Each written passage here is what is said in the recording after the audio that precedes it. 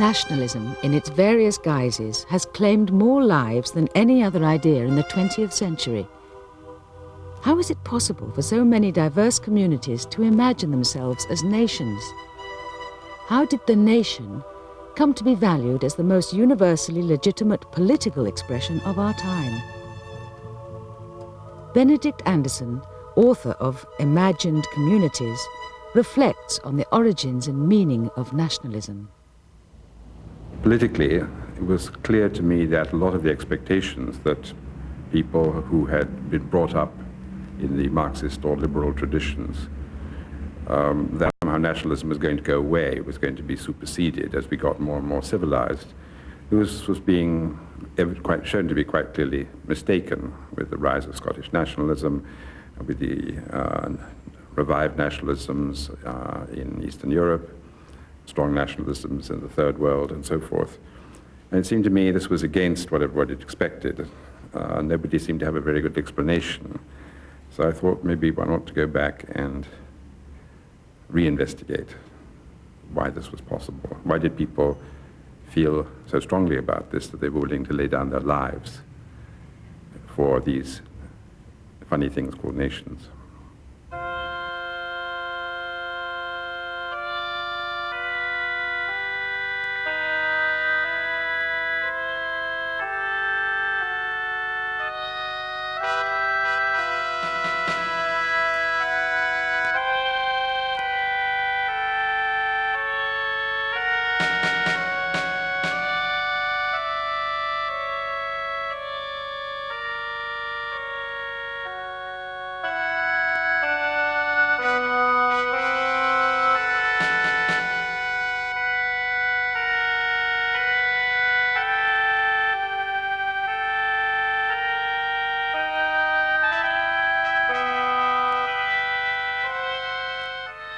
Nationalism is more properly assimilated to religion than to political ideologies because of what it worries about. And most of the sort of deepest symbols of nations are symbols of death.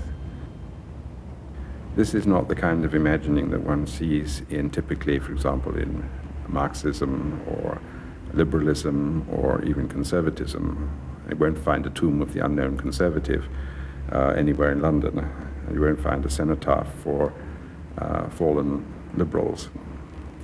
And it's this concern with death and with immortality, if you like, that makes me think that nationalism in some ways supplants or is aligned with religion. I decided to call my book Imagined Communities really for two reasons. One was that I wanted to find a word which was not imaginary, but also didn't imply somehow that it was real in a self-evident kind of way. I was also very much struck by the fact that most of the nations we know today, the people in them who feel loyal to them, in fact don't know who the vast majority of their fellow nationals are. They will never meet them, they don't know who their names are, and yet they feel this strange sort of abstract solidarity. And it's not even living people. The loyalties can be, usually are, to generations of dead people, and even more extraordinary, generations of people who have not yet been born. And this imagining of ghostly ancestors and even more ghostly descendants struck me as something really quite extraordinary. The British nation is an entangled web of relations between England, Wales, Scotland, and especially Ireland. Welsh, Scottish, and Irish nationalism have all developed in opposition to England's domination. Clearly we know that in terms of the kind of general presentation of Britain, often what's being presented to us is England. England and a notion of Englishness, whatever that is. I mean, I think it's difficult to grasp. But on the other hand, I think that there are particular moments when it's difficult to make any distinction between England and, say, the Celtic periphery. that makes up the rest of the British Isles. And even the terms, like the British Isles seems to refer to the geographical area without any kind of social content or political content. And then Great Britain and the United Kingdom are heavily loaded political terms just in what they embody. We know that Great Britain is about England, Wales and Scotland and excludes the 6 counties in the north of Ireland, and that the United Kingdom is that area that includes that. And so they're weighted with a whole history. British nationalism depends historically on the Bible, particularly on the Old Testament, that bound in with it there is a great deal of poetry and prophecy which comes out of the Old Testament, the identification with the Israelites, with a nation breaking out of Egypt and becoming sovereign. That's very much part of the British national imagination.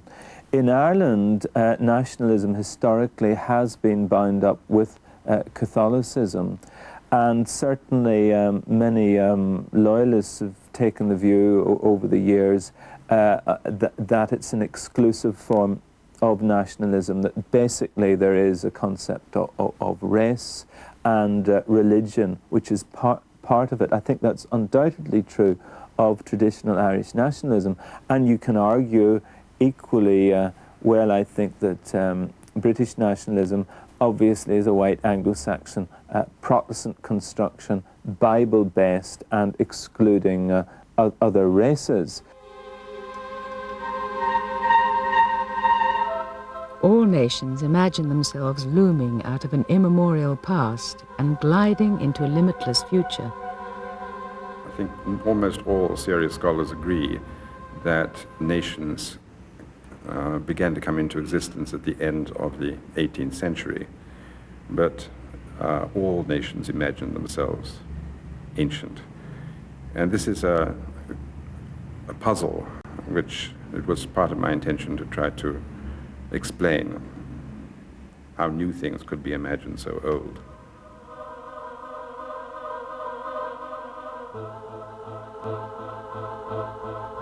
Ceremonies, rituals and symbols invent a profound sense of belonging. They forge a link between a nation's present and its past, no matter how mythical.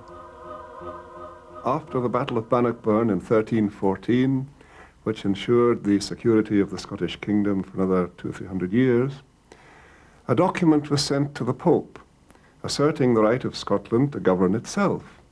This is the, to us, famous document which says, as long as 100 of us are left, we shall not submit to the domination of the English.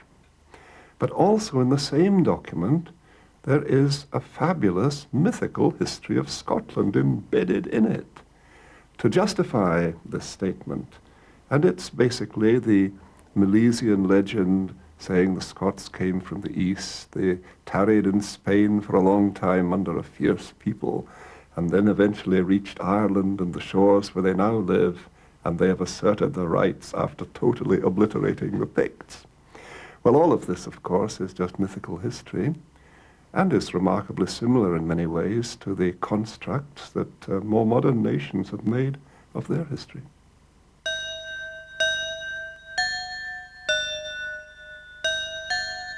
With their ancient lineage stretching back in time like beads in a necklace, the kings and queens of England appear to represent the very essence of the British nation.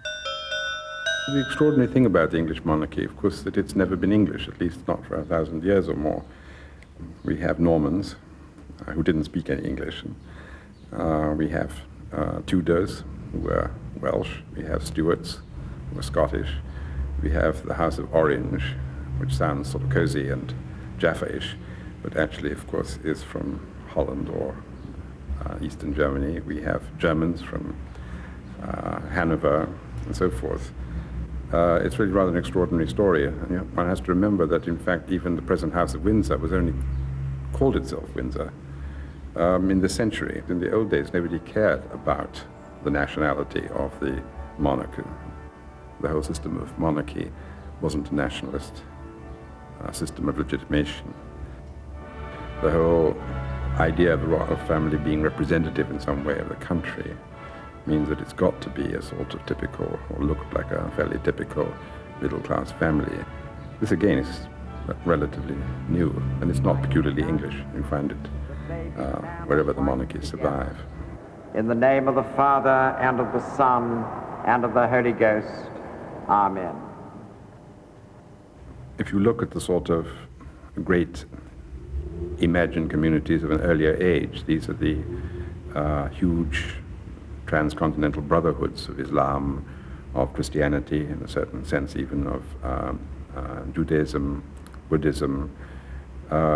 These were much bigger actually than nations, and they were communities that oriented people towards the afterlife. You didn't think about where you came from, you thought about where you were headed. And you could go all over the world to a church or to a mosque or to a synagogue or to a Buddhist temple and feel that you were at home. With the decline of the sort of overarching power of these religions, then something, seems to me, necessarily had to come to take its place. And I think that nations have come into being or have been imagined partly for that reason. The 18th century marks the dusk of religion and the dawn of nationalism. Made possible by explorations of the non-European world and scientific discoveries. Borders, which had once been indistinct, became important. Even a fictional nation quickly establishes borders and defines who can or cannot be members of its imagined community. All passports ready, please. All hand luggage open, please. Kindly make your currency declarations, please. What the devil does this mean? The train is now at the Burgundy frontier. A fighting people, Mr. Bassett. Worthy successors of the Knights of the Golden Fleece. Have you anything to declare, madam? Any foodstuffs, livestock, linen or cotton goods? No. Any muskrats, mealworms, motorcycles, hashish, prepared opium or agricultural machinery? Oh. Just a minute. Have you any foreign currency? English pounds, traveller's checks? Suppose I have. Just wondered. Since this charter specifically makes them natives of Burgundy. Do you mean that these Londoners are technically Burgundians? Indubitably. No, I'm a foreigner. When one leaves the country and goes outside, then it's quite nice to be taken as somebody who they don't quite know, who they can't identify nationally. Often that might mean I'm taken as somebody from the United States, you know, because of who I am and my size and clothes and all those sorts of things, all the cultural readings that our bodies give off, really, or allow people to read from us. So in that sense, I quite like the fact that I can't easily be identified. On the other hand, though, then when people say, but you can't possibly be English because there are no black people who are English, you may live in England, but there are no black people who are English, then obviously I proclaim very strongly. But of course I'm English. So it's fragmented. On the one hand saying, yes, black people are English, actually. We are now, and we have been for centuries, and we will be in the future, to take, you know, Anderson's idea about national imaginings being about the past, the present, and the future. But then inside of Britain, obviously, one is refused. I mean, they're seen as absolutely, essentially contradictory, to be black and to be British. Over the last 20 years, there's been a great change in the way people think, obviously, about their relationship, say, with the Irish Republic and with Britain. What's happened is that in the Loyalist community, the essential contradictions in their attitude to Britain have started to come home to roost. And that's been a very painful process, understandably, because if you as a community feel that you're under siege and that you are the victims of political violence, and that your loyalties are to the Union Jack and to the British state, but at the same time you feel that the British state is trying gradually to ease you out of the United Kingdom, then you're forced to ask yourselves as a community, who are we, what are we about, what is our history, and what is our future?